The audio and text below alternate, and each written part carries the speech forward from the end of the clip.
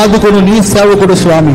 నీ సేవకుని ద్వారా మీరు మహిమను పొందుచున్నందుకై స్తోత్రం, మహిమను పొందుచున్నందుకై స్తోత్రం, మహిమను పొందుచున్నందుకై స్తోత్రం. శబారాబాలక తురాలబరబలబలక విబలబరక తురాలబరబలక తురాలబరబలక తురాలబరబల.